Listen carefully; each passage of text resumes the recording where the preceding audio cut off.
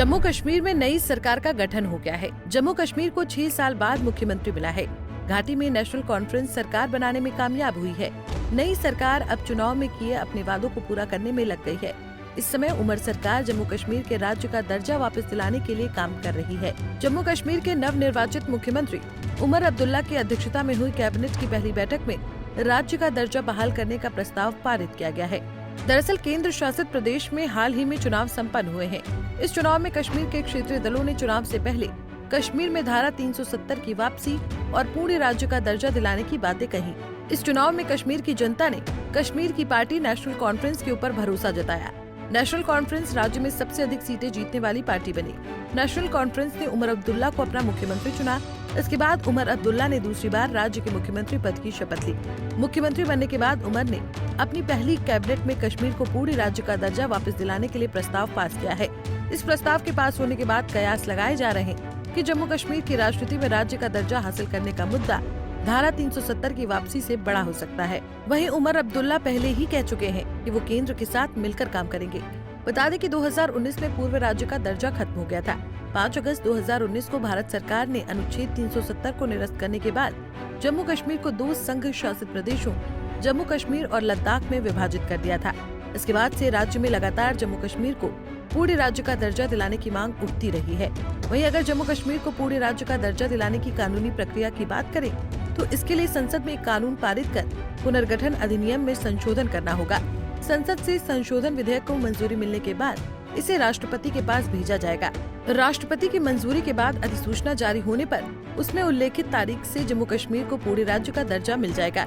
जम्मू कश्मीर को राज्य का दर्जा वापस मिलने के बाद राज्य की विधानसभा को राज्य सूची और समवर्ती सूची के सभी मामलों में कानून बनाने का अधिकार मिल जाएगा।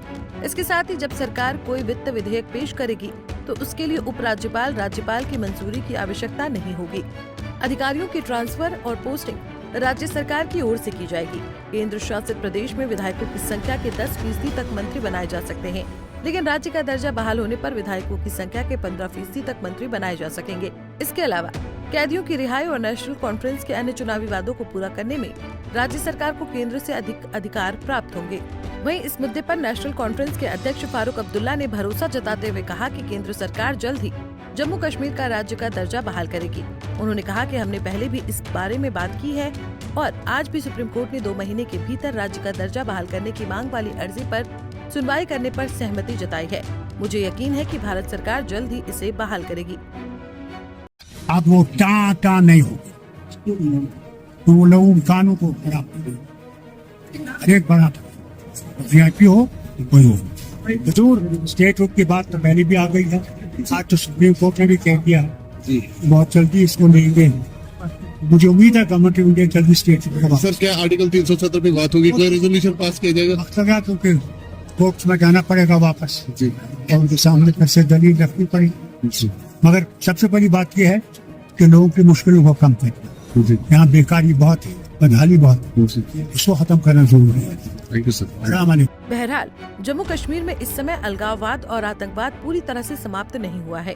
केंद्र शासित प्रदेश में सीमावर्ती क्षेत्रों में लगातार घुसपैठ होती रहती है। जम्मू कश्मीर को पूर्ण राज्य का दर्जा मिलने के बाद केंद्र सरकार को कई मुद्दों पर राज्य सरकार से समझौता करना पड़ सकता है। ऐसे में राज्य में अलगाववाद और आतंकवाद की घटनाओं में वृद्धि हो सकती है।